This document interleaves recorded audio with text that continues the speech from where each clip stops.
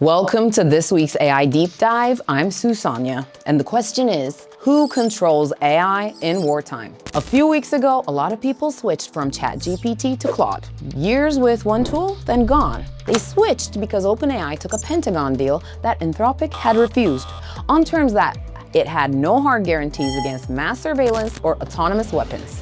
That was enough for a lot. What people didn't fully clock at the time, the tool they switched to was already being used in an active war. And the US government was in the middle of trying to destroy the company that made it. This is that story. Before any of this became public, Claude was already inside the US military's most classified networks. Anthropic, the company behind Claude, had signed a $200 million contract with the Pentagon in July 2025. They were the first AI company ever cleared for use in classified military systems. And it wasn't just sitting there being tested. In January 2026, US forces conducted a raid in Venezuela that captured President Nicolas Maduro. Claude was used in that operation for intelligence assessment and operational modeling. Anthropic found out afterward. They asked their partner Palantir whether their AI had been involved. Routine question. Inside the Pentagon, that question set off alarm bells. The Defense Department's chief technology officer later described his reaction publicly. What if, in the next operation like this one, the software refuses? What if a guardrail triggers mid-mission and leaves soldiers at risk?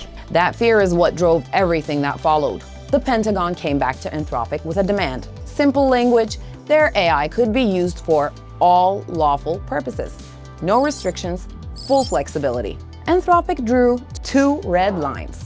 No mass domestic surveillance of US citizens, and no fully autonomous weapons. Weapons that select and engage targets with no human making the final call. These aren't fringe positions. The argument wasn't that AI shouldn't be used by militaries.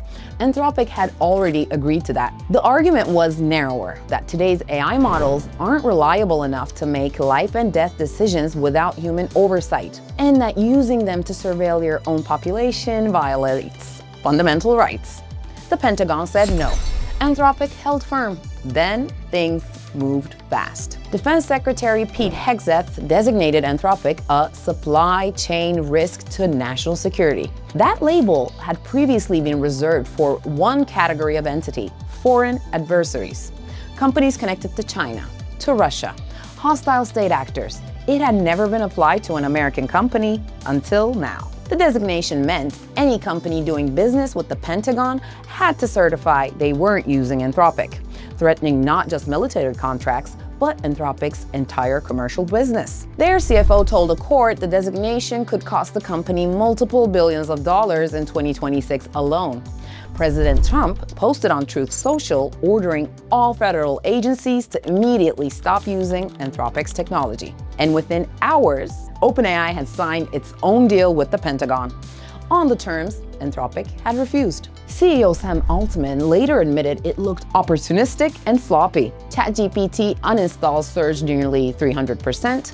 Claude hit #1 in Apple's App Store. One of OpenAI's own executives resigned, saying surveillance without judicial oversight and lethal autonomy without human authorization were lines that deserved more deliberation than they got. Over 30 researchers from OpenAI and Google DeepMind filed a legal brief supporting Anthropic.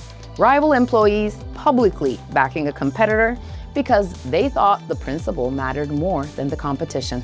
Anthropic sued on March 26. Federal judge blocked the Pentagon's blacklist, calling it, in a 43-page ruling, Orwellian.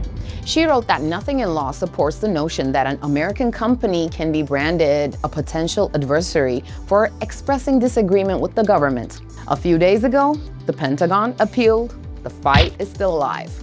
So, here's the question underneath all of this, and it's not really about Anthropic. Who decides what AI can and can't be used for in a war? To answer questions like this and expert analysis, head to dig.watch. And until next time, stay curious.